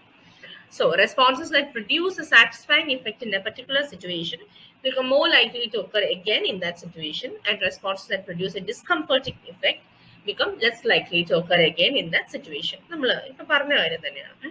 Now, operant conditioning involves the learning from the consequence of a behavior. ഞാൻ ഇപ്പൊ പറഞ്ഞാണ് ഓപ്പറന്റ് കണ്ടീഷനിങ് ആ സംഭവം എല്ലാം ബേസ് ചെയ്തിരിക്കുന്നത് ലോ ഓഫ് ഇഫക്റ്റിനെ അടിസ്ഥാനപ്പെടുത്തിയാണ്. സെയിം സംഭവമാണ് നമ്മൾ നേരത്തെ പറഞ്ഞത്. Law of effect which stated that any behavior that is followed by pleasant consequences is likely to be repeated, and any behavior followed by unpleasant consequence is likely to be stopped. ഇനി concept of reinforcement നമ്മളിപ്പോ വരും, സ്കിന്നറിന്റെ സംഭവം വരുമ്പോൾ വരും. Concept of റീഇൻഫോഴ്സ്മെന്റും ശരിക്കും പറഞ്ഞാൽ law of ഇഫക്റ്റിനെ അടിസ്ഥാനപ്പെടുത്തിയുള്ള സംഭവമാണ്. Okay, ഇനി നമ്മുടെ സ്കിന്നറിന്റെ നമ്മൾ ബി എഡിനൊക്കെ പഠിച്ചാണ്. ഇത് കാണുമ്പോൾ തന്നെ നിങ്ങൾക്ക് നിങ്ങളുടെ ബി എഡ് ക്ലാസ് റൂമും ബി എഡിൽ നമ്മൾ ഒരുപാട് പഠിച്ച കാര്യങ്ങളൊക്കെ ഓർമ്മ വരുന്നുണ്ടാവും. അപ്പം നമ്മുടെ സ്കിന്നറാണ്, സ്കിന്നറിന്റെ സംഭവമാണ് BF Skinner. Skinner is considered as the father of operant conditioning. അപ്പം ആളുടെ അപ്പാരറ്റസ് ഇതാണ്, സ്കിന്നേഴ്സ് ബോക്സ് അല്ലെങ്കിൽ ഓപ്പറന്റ് കണ്ടീഷനിങ് ചേംബർ എന്ന് പറയുന്ന സാധനമാണ് ഇരിക്കുന്നത്. അപ്പൊ ഈ അപ്പാരറ്റസിന്റെ പേരൊക്കെ ഓർക്കണം. സ്കിന്നേഴ്സ് ബോക്സ് എന്ന് ചിലപ്പോൾ ഓർക്കും, ഓപ്പറന്റ് കണ്ടീഷനിങ് ചേംബർ എന്നുള്ള പേര് ഓർക്കില്ല. അപ്പം നമ്മുടെ HSAന്റെയും HSSTന്റെയും ഒക്കെ എക്സാമിന് ഇങ്ങനത്തെ ചില വളരെ എന്താണ് ഇതും അതും ഒക്കെ ഒന്ന് തന്നെയാണ്, പക്ഷെ ചിലപ്പോൾ നമുക്ക് ആ ഒരു മൊമെന്റിൽ അത് ഓർക്കാൻ പറ്റിയെന്ന് വരില്ല. അപ്പൊ അങ്ങനെ വരരുത്. If you want to crack it എപ്പോഴും അത് ഓർക്കുക. ഓക്കെ, അപ്പം ഇനി ഓപ്പറന്റ് കണ്ടീഷനിങ് ചേംബർ എന്ന് പറയുന്നത് ഈ അപ്പാരറ്റസ് ആണ്. ഈ അപ്പാരറ്റസ് വേറൊന്നുമില്ല, എന്നിട്ട് കുറെ കിടുതാപ്പ് സാധനങ്ങളുള്ള ഒരു ബോക്സ് ആണിത്, വേറൊന്നുമില്ല. നോക്കൂ, ഇങ്ങനെ ഒരു ബോക്സ് ഉണ്ട്, നമ്മുടെ എലിക്ക് ഇവിടെ ഇരിക്കാം. പിന്നെ ഈ കുറെ ഇങ്ങനെ ഗ്രില്ല് പോലത്തെ സാധനം കണ്ടോ, ഇതിനകത്തൂടെ ഇലക്ട്രിക് കറണ്ട് ഒക്കെ പാസ് ചെയ്യാനുള്ള സെറ്റപ്പ് ഉണ്ട്. ഇവിടെ 2 ലൈറ്റ് ഉണ്ട്. ഈ ലൈറ്റ് കത്തി കഴിയുമ്പോൾ അങ്ങനെ കുറച്ച് എക്സ്പെരിമെന്റ്സ് ഉണ്ട്, വരുന്നുണ്ട്. അപ്പൊ ഞാൻ പറഞ്ഞുതരാം. പിന്നെ ഇവിടെ ഒരു പെല്ലറ്റ് ഡിസ്പെൻസർ ഉണ്ട്. അപ്പൊ ഈ ലിവർ പ്രസ് ചെയ്യുമ്പോൾ പെല്ലറ്റ് വരും. പിന്നെ ഡിസ്പെൻസർ ട്യൂബ് എന്ന് പറഞ്ഞാൽ ഇതിലെ കൂടെ ഇങ്ങനെ ഒഴുകി വരും പെല്ലറ്റ്. അങ്ങനത്തെ പിന്നെ ഇതാണ് ഇലക്ട്രിക് ഗ്രിഡ് എന്ന് പറയുന്ന സാധനം. അങ്ങനത്തെ കുറച്ച് സാധനങ്ങളൊക്കെ ഉണ്ട്. അത് അങ്ങനത്തെ കുറെ ഞാൻ നേരത്തെ പറഞ്ഞ പോലെ കിടുതാപ്പ് സാധനങ്ങളൊക്കെ ഉള്ളൊരു ബോക്സ് ആണിത്. അപ്പൊ ഇനി എന്താണ് ഓരോന്നും എന്തൊക്കെയാണ് സ്കിന്നറിനകത്ത് ചെയ്തതെന്ന് നമുക്ക് നോക്കാം. അപ്പൊ ഈ സ്ലൈഡിലേക്കൊക്കെ നമുക്ക് വരാം, അല്ലെങ്കിൽ നമ്മൾ will just read through the slide. ഇത് സിമ്പിൾ സംഭവമാണ്. ന്യൂട്രൽ ഓപ്പറന്റ് എന്ന് പറഞ്ഞാൽ ഇതൊക്കെ നമ്മുടെ സ്കിന്നറിന്റെ തിയറി അടിസ്ഥാനപ്പെടുത്തിയിട്ടുള്ള കുറച്ച് ടേംസ് ആണ്. ന്യൂട്രൽ ഓപ്പറൻസ് വേറൊന്നുമില്ല. ന്യൂട്രൽ ഓപ്പറൻറ്റ് എന്ന് പറഞ്ഞാൽ those responses from the environment that neither increase nor decrease the probability of a behavior being repeated. അതായത് ഇത്തരം റെസ്പോൺസ് നമുക്ക് എൻവയോൺമെന്റിൽ നിന്ന് കിട്ടിയെന്ന് വെച്ചിട്ട് പ്രത്യേകിച്ച് നമ്മുടെ ആ ഒരു ബിഹേവിയർ റീഇൻഫോഴ്സ്ഡ് ആവാനും പോകുന്നില്ല, ആ ബിഹേവിയർ സ്റ്റോപ്പ് ആവാനും പോകുന്നില്ല. അപ്പൊ നമ്മുടെ ബിഹേവിയറിൽ പ്രത്യേകിച്ച് ഒരു മാറ്റവും വരുത്താത്ത തരം responses from the environment is called neutral operant.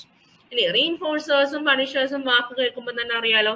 Reinforcer എന്ന് പറഞ്ഞാൽ those are responses from the environment that increase the probability of a behavior. അപ്പം നമുക്ക് പ്രകൃതിയിൽ നിന്ന് ഇത്തരം റെസ്പോൺസസ് വരുമ്പോൾ അല്ലെങ്കിൽ നമ്മുടെ ചുറ്റുപാടിൽ നിന്നും ഇത്തരം റെസ്പോൺസസ് വരുമ്പോൾ നമ്മുടെ ആ ഒരു പർട്ടിക്കുലർ ബിഹേവിയർ വീണ്ടും റിപ്പീറ്റ് ചെയ്യാനുള്ള പ്രോബബിലിറ്റി കൂടുതലാണ്.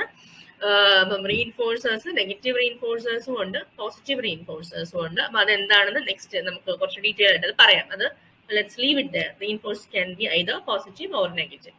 ഈ പണിഷേഴ്സ് എന്ന് പറഞ്ഞാൽ responses from the environment that decrease the likelihood of a behavior being repeated. We get some kind of response from the environment in such a way that നമ്മൾ ആ ഒരു particular behaviour exhibit ചെയ്യാനുള്ള probability കുറയ്ക്കുന്ന രീതിയിലുള്ള റെസ്പോൺസുകളെയാണ് പണിഷേഴ്സ് എന്ന് പറയുന്നത്. Punishment always weakens the behaviour.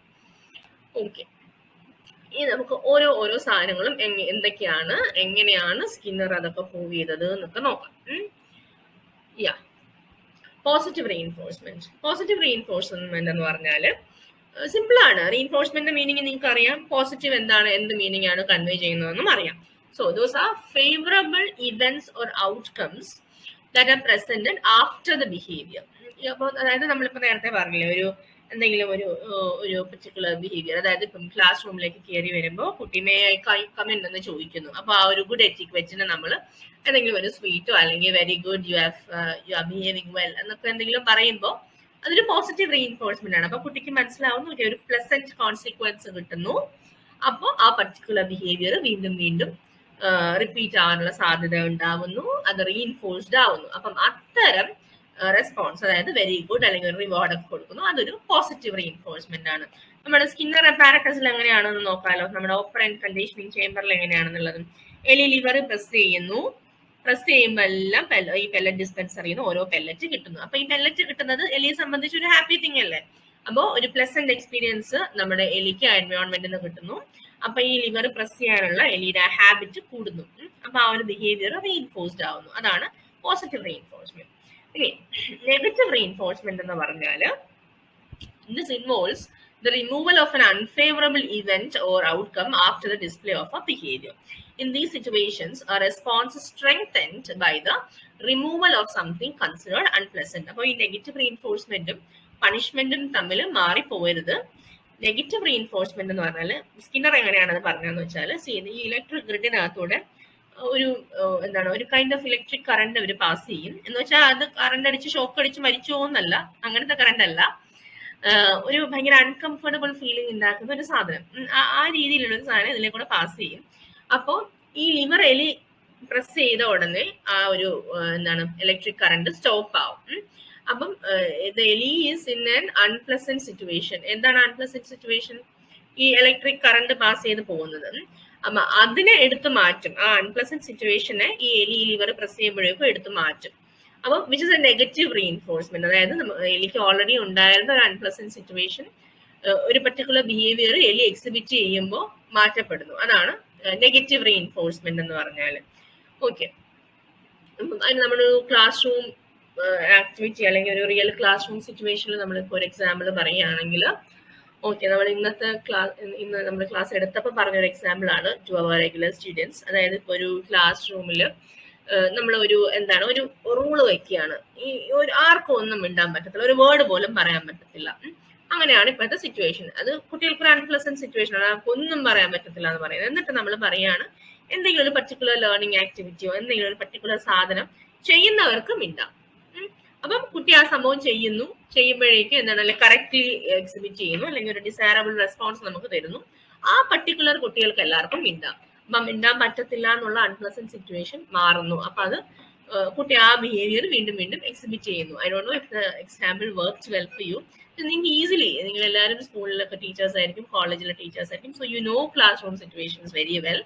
അപ്പം ക്ലാസ്സിലുള്ള ഒരു അൺപ്ലസന്റ് അല്ലെങ്കിൽ ലേണറിനുള്ള ഒരു അൺപ്ലസന്റ് ആയിട്ടുള്ള സിറ്റുവേഷന് ഒരു പർട്ടിക്കുലർ ഡിസൈർഡ് റെസ്പോൺസ് കുട്ടി കാണിക്കുമ്പോൾ നമ്മൾ എടുത്തു മാറ്റുന്നതാണ് നെഗറ്റീവ് റീഇൻഫോഴ്സ്മെന്റ്. അങ്ങനെ ആ ഒരു അൺപ്ലസന്റ്നെസ് എടുത്തു മാറ്റുന്നത് വഴി വീണ്ടും വീണ്ടും ആ ഒരു ഡിസൈർഡ് റെസ്പോൺസിനെയോ അല്ലെങ്കിൽ ബിഹേവിയറിനെയോ റീഇൻഫോഴ്സ് ചെയ്യുന്നതിനെയാണ് നെഗറ്റീവ് റീഇൻഫോഴ്സ്മെന്റ് എന്ന് പറയുന്നത്. ഓക്കെ, ഇനി എസ്കേപ്പ് ലേണിംഗ് ഉണ്ട്, അവോയ്ഡൻസ് ലേണിംഗ് ഉണ്ട്.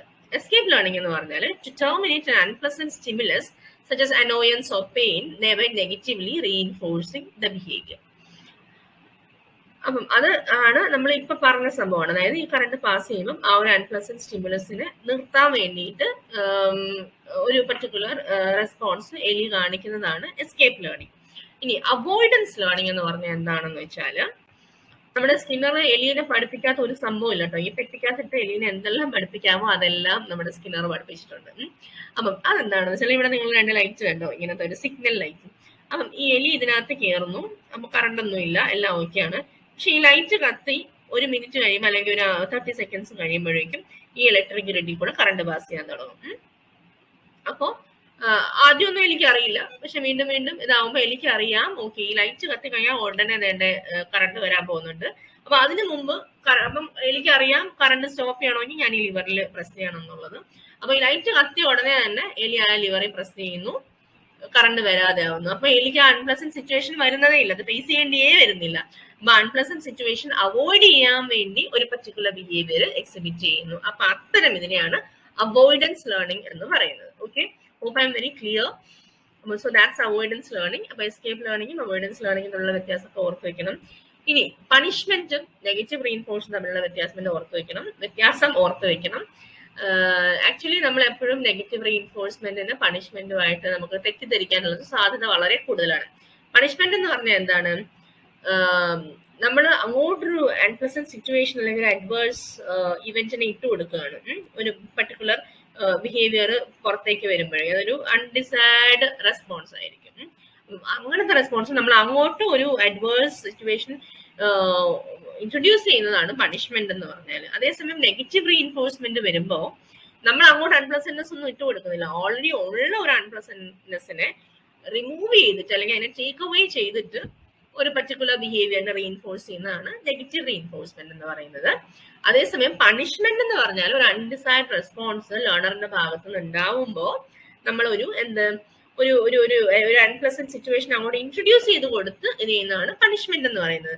പണിഷ്മെന്റ് ഒട്ടും ഇപ്പോഴത്തെ ഒരു തിയറി അനുസരിച്ച് ഒരു പോസിറ്റീവ് ഇതുള്ള ഒരു സംഭവമല്ല punishment. We can give them negative reinforcements, but punishment is not a good thing to do in a classroom. ഇനി ഇന്റർമീഡിയറ്റ് റീഇൻഫോഴ്സ്മെന്റ് എന്ന് പറഞ്ഞാൽ intermediate reinforcement, continuous reinforcement, ratio reinforcement, fixed ratio reinforcement, ഇതൊക്കെ ഒരേ കാര്യങ്ങൾ തന്നെയാണ്. കുറച്ച് timing അല്ലെങ്കിൽ number of times particular behaviour is exhibited, അതിനെയൊക്കെ അടിസ്ഥാനപ്പെടുത്തിയിട്ടുള്ള ചില വേർതിരിവുകളാണെന്നേ ഉള്ളൂ. ഇതൊന്നും അത്ര ഇമ്പോർട്ടൻറ്റും അല്ല. Because I wanted to include everything about behaviourism, അതുകൊണ്ട് ഇൻക്ലൂഡ് ചെയ്തു ഉള്ളൂ. You can skip that, otherwise you can choose to learn that as well. നമ്മുടെ എക്സാം പോയിന്റ് ഓഫ് വ്യൂവിൽ അതൊന്നും അങ്ങനെ അത്ര ഇമ്പോർട്ടൻറ്റ് കാര്യങ്ങളൊന്നും അല്ല. ബട്ട് ലെറ്റ്സ് എന്തായാലും നമുക്ക് അറിഞ്ഞു വെക്കാം. It's good to learn, right? അത് ഇന്റർമീഡിയറ്റ് റീഇൻഫോഴ്സ്മെന്റ് എന്ന് പറഞ്ഞാൽ reinforcement is given only part of the times the animal gives the desired response. എപ്പോഴും നമ്മൾ റീഇൻഫോഴ്സ്മെന്റ് മീൻസ് നമ്മളൊരു ഒരു റിവാർഡ് ഒന്നും കൊടുക്കത്തില്ല. ഇവിടെ നോക്കുകയാണെങ്കിൽ നമ്മുടെ എലി ലിവർ ഇപ്പോൾ ഒരു മേ ബി ഓരോ തവണ ലിവർ പ്രസ് ചെയ്യുമ്പോഴും പെല്ലറ്റ് കിട്ടത്തില്ല. ഒരു മേ ബി ഒരു 3 പ്രാവശ്യം പ്രസ് ചെയ്യുമ്പോഴായിരിക്കും കിട്ടുക. അതിനെയാണ് ഇന്റർമീഡിയറ്റ് റീഇൻഫോഴ്സ്മെന്റ് എന്ന് പറയുന്നത്. അതേസമയം കണ്ടിന്യൂസ് റീഇൻഫോഴ്സ്മെന്റ് എന്ന് പറഞ്ഞാൽ ഓരോ തവണ അനിമൽ ആ ഒരു ഡിസൈർഡ് റെസ്പോൺസ് തരുമ്പോഴും നമ്മൾ റീഇൻഫോഴ്സ്മെന്റ് കൊടുക്കും. ഒരു തവണ ലിവർ പ്രസ് ചെയ്യുമ്പോൾ അപ്പൊ തന്നെ പെല്ലറ്റ് കിട്ടുന്നു, രണ്ടാമത്തെ തവണ പ്രസ് ചെയ്യുമ്പോൾ വീണ്ടും പെല്ലറ്റ് കിട്ടുന്നു. അപ്പം എപ്പോഴൊക്കെ ലിവർ പ്രസ് ചെയ്യുന്നു അപ്പോഴൊക്കെ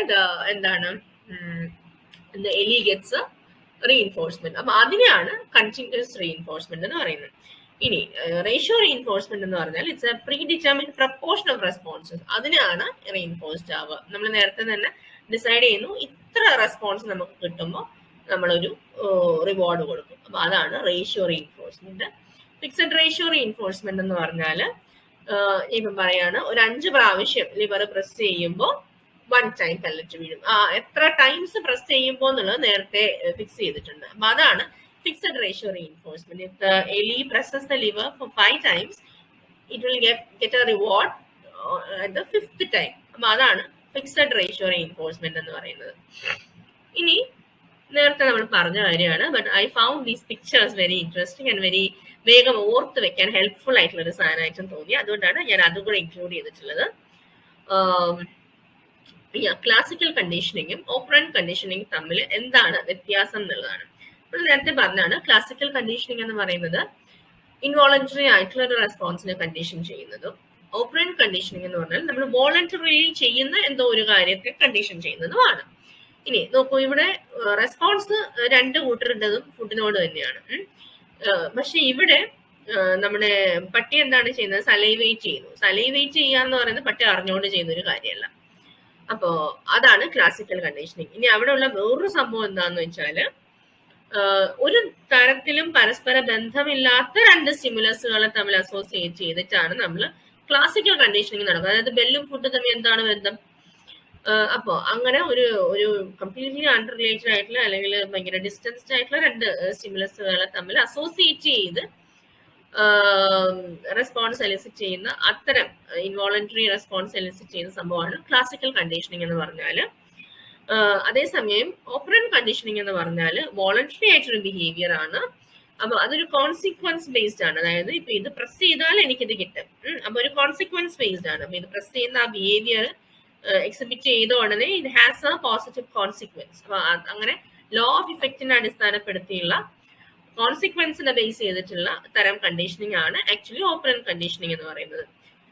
this also very similar picture. അത്ര ക്ലാരിറ്റി ഒന്നും ഇല്ലെങ്കിലും ഐഡിയ കുറച്ച് ഈസിലി അണ്ടർസ്റ്റാൻഡ് ചെയ്യാൻ പറ്റുന്നത് കൊണ്ടാണ് I just pasted that picture also here. ഇതും സെയിം തന്നെയാണ്, ഇപ്പൊ നമ്മൾ പറഞ്ഞ കാര്യം തന്നെയാണ്. അതായത് ഇപ്പൊ ഓപ്പറന്റ് കണ്ടീഷനിങ് എന്ന് പറഞ്ഞാൽ ഈ ബോൺ കിട്ടാൻ വേണ്ടി നമ്മുടെ സർക്കസിലെ പട്ടി ഇറങ്ങി കൂടെ ചാടുന്നു. അപ്പൊ ചാടുന്നതിന്റെ കോൺസിക്വൻസ് ആണ് ഈ എൽ എന്ന് പറഞ്ഞാല്. അപ്പൊ അങ്ങനെ ആ രീതിയിൽ നമ്മൾ അതിനെ കണ്ടീഷൻ ചെയ്തെടുക്കുന്നതാണ് ഓപ്പറന്റ് കണ്ടീഷനിങ്. ചാടുക എന്ന് പറയുന്നത് ഓഫ് കോഴ്സ് ഒരു വോളണ്ടറി ആക്ഷൻ ആണ്. ക്ലാസിക്കൽ കണ്ടീഷനിങ് എന്ന് പറഞ്ഞാലോ നമ്മുടെ സലൈവേഷൻ. അവിടെ the subject learns to associate two unrelated stimuli with each other. അപ്പൊ അത്രയാണ് നമ്മുടെ ബിഹേവിയറിസത്തിനെ കുറിച്ച് പറയാനുള്ളത്. Hope I have included almost all the points I could include. അപ്പൊ thank you for listening to me. അപ്പൊ എല്ലാവരും നന്നായിട്ട് പഠിക്കുക. We'll again come up with more open sessions of the kind. Do let us know how much you enjoyed the session. നിങ്ങൾക്ക് എത്ര useful ആണ്, what you expect from us more. ഒരു open സ്പേസിൽ എത്രത്തോളം നിങ്ങൾ എക്സ്പെക്ട് ചെയ്യുന്നുണ്ട് എല്ലാം പറയുക. Hope you enjoy our classes further also. Thank you so much for listening and thank you so much for your time. Thank you so much. Bye bye.